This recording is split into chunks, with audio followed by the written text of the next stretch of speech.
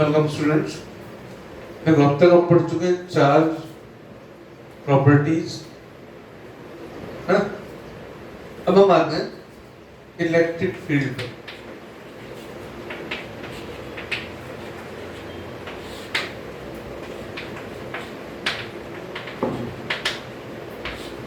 पहले डेफिनेशन लिखते हैं, the space around a charge where another charge can be influenced by the source charge or the space in which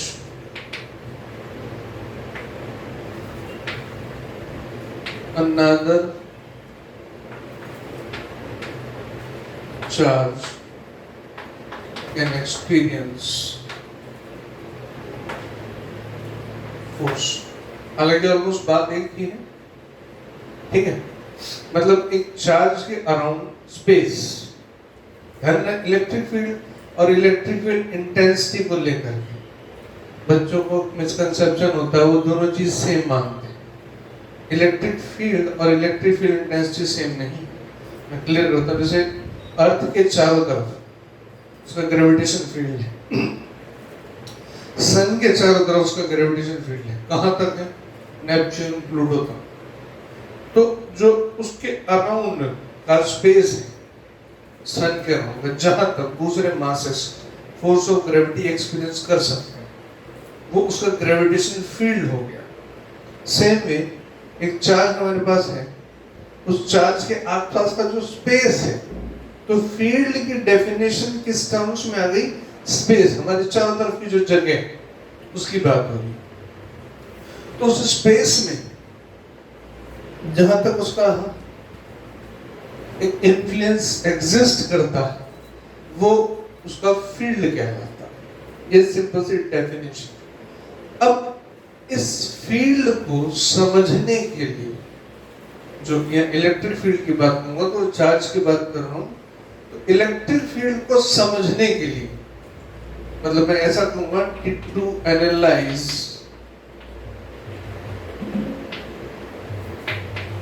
describe and understand,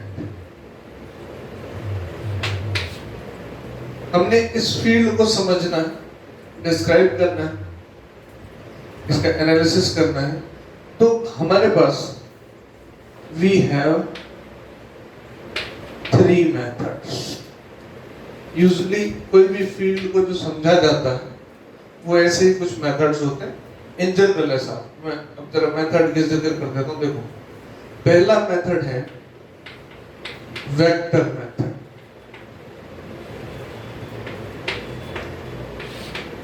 vector method में आता है electric field intensity. ये इसको मैं ऐसे भी लिखता हूं, या मैं इसको कई बार ई वेक्टर भी बोलता हूं। चैप्टर का नाम है, मतलब ई वेक्टर जो है वो electric field intensity, force field को वेक्टर फॉर्म में समझने का जो मैनर है, this is electric field intensity, vector के तरीके से। दूसरा मेथड आता है स्केलर मेथड। स्केलर मेथड में आता है इलेक्ट्रिक पोटेंशियल, जिसको V से पढ़ेंगे, ठीक है। जितने भी बेसिक फोर्स फील्ड्स हैं, इवन ग्रेविटेशन फील्ड में भी ये भी होता है, ये भी होता है, समझाऊंगा तुम्हें ये भी किस तरह से होता है, दोनों कैसे होता है, व्हाटएवर। तो इलेक्ट्रिक पोटेंशियल, पोटेंशियल एक स्केलर क्वांटिटी, सेम फील्ड को समझने का दूसरा तरीका। वेक्टर एक स्केलर, एक तीसरा और है, वो है ग्राफिकल मेथड।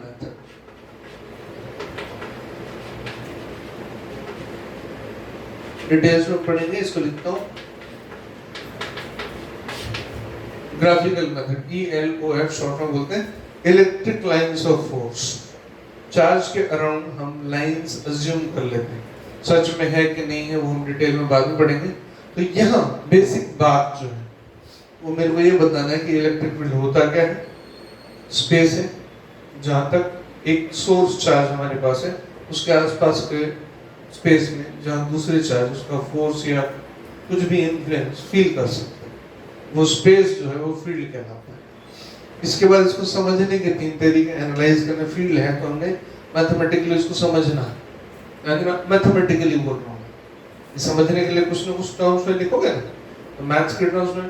तो पहला मेथड वेक्टर, कि वेक्टर फॉर्म में इसको समझे, फिर स्केलर, फिर तीसरा डायग्रामेटिक, ग्राफिकल मेथड। राइट, तो काफी सारा डिस्कशन हमारा इसी का नाम चलेगा। तो उसमें सबसे पहली चीज जो है वो ये है, ई वेक्टर या इलेक्ट्रिक फील्ड इंटेंसिटी। तो मैं यहाँ से स्टार्ट करता हूँ। यूजुअली मैं टॉपिक को नाम दे देता हूँ ई वेक्टर, तो ध्यान रहता है कि मैं किसकी बात कर रहा हूँ। इसको नाम देने का मेरा पर्पस है इलेक्ट्रिक फील्ड इंटेंसिटी। इस तरह से देने का मेरा पर्पस था कि बच्चों के दिमाग में रहेगी ये वेक्टर मेथड की बात हो रही है।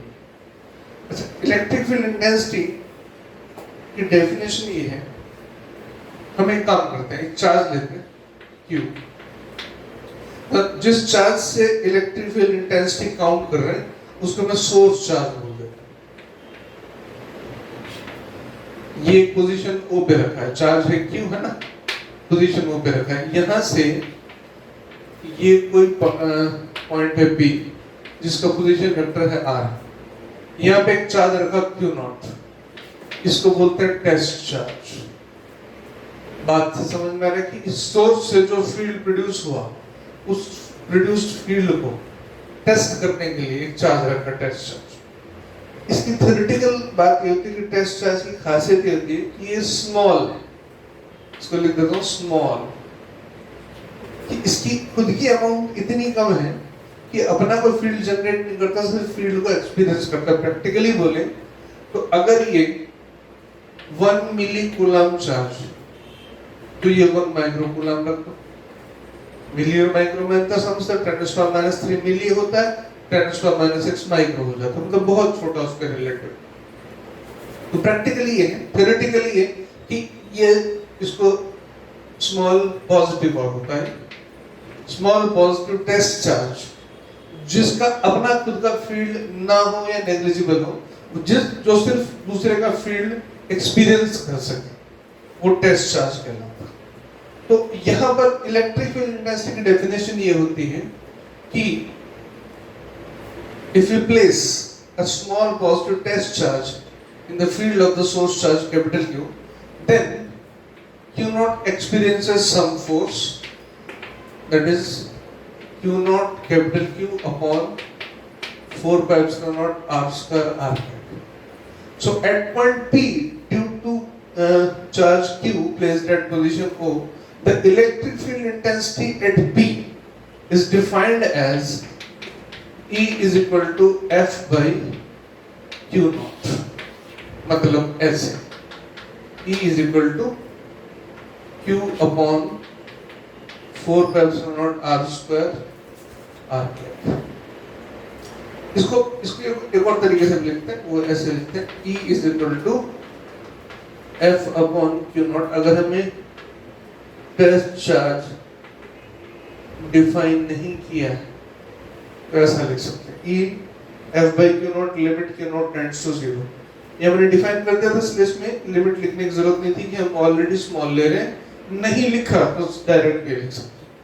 तो ये electric field intensity due to capital charge Q at point P, ये इलेक्ट्रिक फील्ड इंटेंसिटी का वेक्टर फॉर्मूला, जो एक्चुअली वेक्टर ही है, ये फॉर्मूला है, सिंपल सा फॉर्मूला। फोर्स, अब इसको ऐसा भी कह सकते हैं कि at any point if a charge experiences some force, then force on unit charge. अब ये एक बात देखो कि फोर्स अपॉन चार्ज, तो फोर्स पर यूनिट चार्ज आ जाएगा, तो force per unit charge can also be defined as electric field intensity at that point और फोर्स ऑटोमेटिकली वेक्टर। अब इसकी यूनिट देखो, unit of E force upon charge, force newton per coulomb. Clear? Dimensional formula force का m1 L1 T-2, charge का AT लिखते हैं, m1 L1 T-3 A-, और मैंने एक सिस्टम बताया था MKSQ। एक सिस्टम ये भी होता है जिसमें कि हम चार्ज को चार्ज ही नहीं देते, AT की फॉर्म में नहीं लिखते, तो उसके केस में डायमेंशनल फॉर्मूला हो जाएगा m1 L1 T-2 और ये है Q, क्योंकि m1 L1 T-2 Q-2, ये इसका मीनिंग है। Got it? This is about electric field intensity, बहुत बेसिक और फंडामेंटल सी बात है।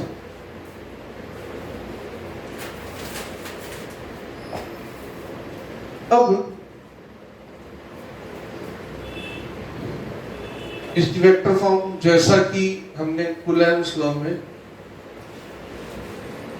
कूलम्ब्स लॉ की वेक्टर फॉर्म पढ़ी थी, ठीक इसमें भी ऐसा, ये सोर्स चार्ज यहाँ पर है, पॉइंट P है। अब इलेक्ट्रिक फील्ड इंटेंसिटी की जब बात करें तो P पे कोई चार्ज की जरूरत नहीं है, सीधा फॉर्मूला मिल गया, मैं Q/4πε0r², या सिंपल बोलूं K Q/r², मतलब तुम्हें क्या फॉर्मूला मिला है, Q/4πε0r², या तुम इसको कह सकते हो K Q/r², K स्मॉल वाला है, कैपिटल नहीं है, ठीक है। अब इस पॉइंट P की बात करो तो यही फॉर्मूला,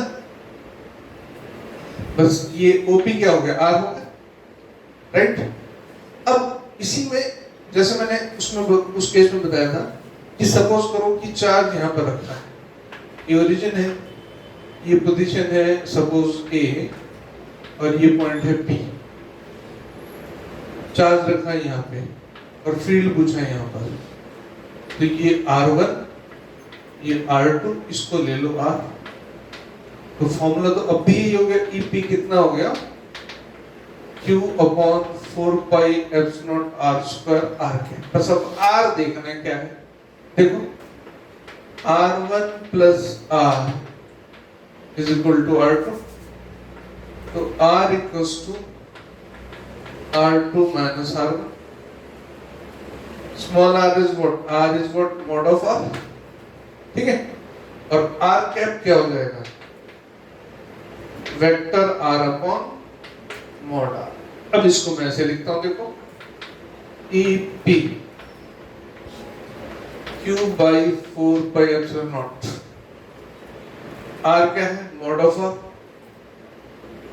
इसको लिख देता हूं mod of R, और ये है vector R upon mod of R, उसका स्क्वायर था, देखो mod R का स्क्वायर, मतलब ये बन गया EP = Q vector R 4πε0 mod R3। अच्छा, अब जरा यहाँ देखते हैं, इस केस में जो वेक्टर R है वो क्या है, वो है R2 - R1, तो EP बन गया Q/4πε0 R2 - R1 mod Q R2 - R1, ऐसे क्वेश्चन नॉर्मली कई बार बना दिए जाते हैं। तो एक एग्जांपल मैं देता हूं, एक छोटा सा एग्जांपल, फिर इस टॉपिक के आगे चलेंगे। देखो, एक कोई चार्ज दे दिया तुम्हें Q = 6 माइक्रोकूलम, ठीक है, इसकी placed at A 4 3 - 1, find E at P, P है 8 - 10, मान लो ऐसा कुछ, ठीक है। अब हमारे पास जो R1 है, देखो ध्यान से, यहाँ पर पोजीशन ऑफ A है, डायग्राम बनाता है, ये A है और ये P, ये R1 है और ये R2। वहां पे तुम्हें क्लियर दिख रहा है ना? अब देखो यहाँ पे R1 वेक्टर बनाता हूँ। R1 है 4i cap plus 3j cap minus k cap. अब R2 है 8i cap minus 10j cap plus 12k cap. अब जरा देखो R2 माइनस R1 क्या बनेगा? देखो ये बना 4i कैप, ये minus 13j cap plus 13k cap. R2 minus R1 का मॉड रूट ऑफ 4 स्क्वायर 16, 169, 116। तो 20